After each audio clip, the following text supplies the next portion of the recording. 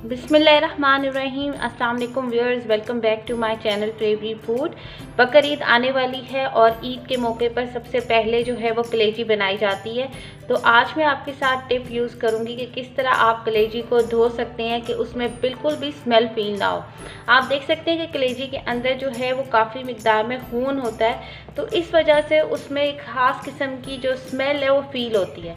इसको आमतौर पर धोकर आप इस्तेमाल करते हैं, लेकिन धोने के बावजूद भी सम टाइम जो है वो स्मेल ख़त्म नहीं होती है, क्योंकि उसके अंदर जो अंदर तक वो ना खून की क्वांटिटी होती है, खून जो उसके अंदर जज़ब हुआ होता है वो बाहर नहीं निकलता।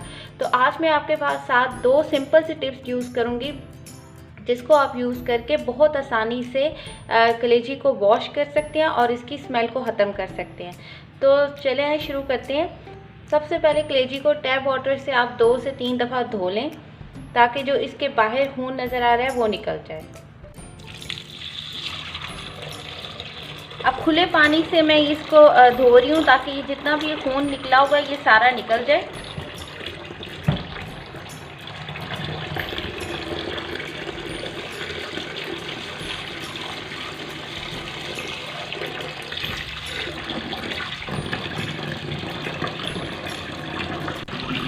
दो से 3 दफ़ा मैंने इसको अच्छी तरह से पानी में धो लिया। अब ये देखें, इसका काफ़ी हद तक खून जो है वो साफ़ हो गया है और अब मैं इसका ये पानी निकाल रही हूँ।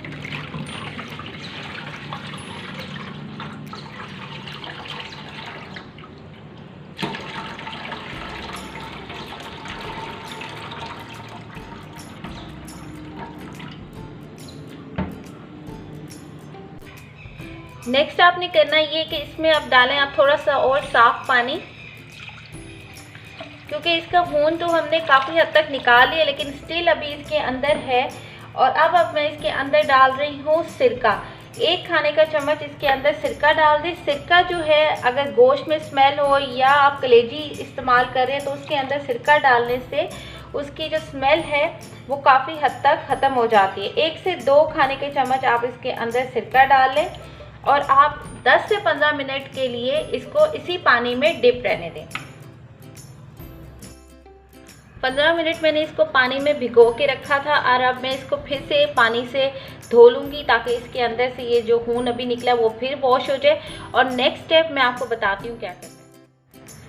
ये देखिए, बड़ी हद तक कलेजी जो है वो साफ़ होगी। आप देख सकते हैं कि ये ऊपर से कितना इसका साफ़ नज़र आ रही है, लेकिन स्टिल अभी आप इसके अगर देखें तो अंदर इसके खून है। तो अब आपने ये करना है कि अगर आपने अभी कलेजी नहीं बनानी है तो आप इस टाइम पे कलेजी को फ्रीज़ कर सकते हैं, लेकिन अगर आपने कलेजी को बनाना है तो आपने अब नेक्स्ट स्टेप ये करना है कि आप जैसे अगर आपने मसाला बना रहे हैं तो आप वो बनाना शुरू कर दें, और साथ ही आपने ये जो कलेजी को वॉश किया है उसको आपने गर्म पानी में उसको जो है गर्म पानी में 1 दफ़ा उसको डालना है और 1 मिनट के लिए उसको गर्म पानी में रखना है, ताकि इसके अंदर जो खून है वो मैल की सूरत में बाहर निकल आएगा। ये पानी मैंने गर्म होने के लिए रखा हुआ है, पानी गर्म है और इसके अंदर अब मैं डाल रही हूँ कलेजी। कलेजी को इसमें हमने कोई उबालना नहीं है, सिर्फ 1 मिनट के लिए हम इसके अंदर कलेजी डालेंगे, ताकि इसके अंदर जो खून है वो भी निकल जाए।